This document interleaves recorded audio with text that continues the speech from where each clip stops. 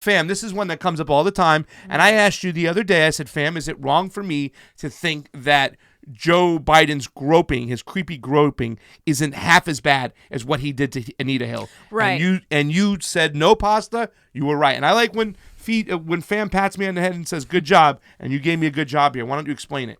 Well, yeah. I mean, if you guys recall, the Democrats, like, anytime it's a Republican or anytime it's someone they don't like, they go after them when it comes to the Me Too movement. They've been pushing the Me Too movement. Alyssa Milano is one of those people that has been pushing the Me Too movement after stealing it from Toronto Burke, the one that came up with the hashtag. And anyway, they've been pushing this thing about believe women and women this. And when the whole Kavanaugh situation happened, I was very against Kavanaugh. I honestly that man being Supreme Court judge is disgusting.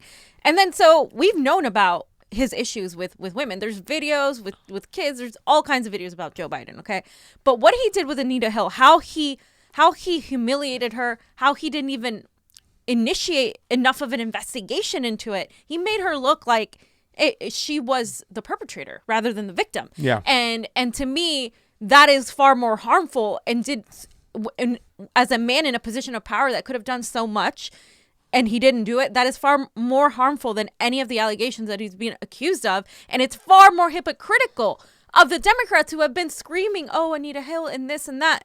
Just completely erase that and say, well, Biden, we're for Biden. It's okay. He's going to beat Trump. He's the one that can do it. He's the one that's likely to do it. And they say this based on nothing but like things they hear. Well, it's just they're established candidate and they have to cover up from any way possible. It just shows the hypocrisy.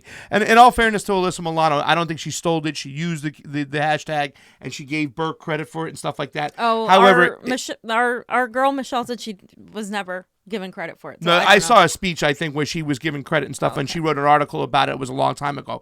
But regardless, fam, she still has a responsibility that she's walking away from and having Joe Biden on her show, which is bad because of the Anita Hill situation. It's terrible. You know what I'm saying? Remember, Joe Biden refused to let a witness come up that would corroborate Anita Hill's story of sexual assault. And that's hook, line, and sinker. I don't care when he did it, but it should disqualify him automatically. And all these Democrats that are all Me Too friendly and all stand behind it, and every single chance they can get to call somebody a racist or a misogynist or a bigotist, and yet they're going to sit there and say it's okay for Joe Biden to do what he did. Where's my... Your Me Too card is revoked, in my opinion, if you're supporting Joe Biden, just based on the entire history he has. If policy alone doesn't get you there, I hope that that does. And here's hoping that it's enough to push him away.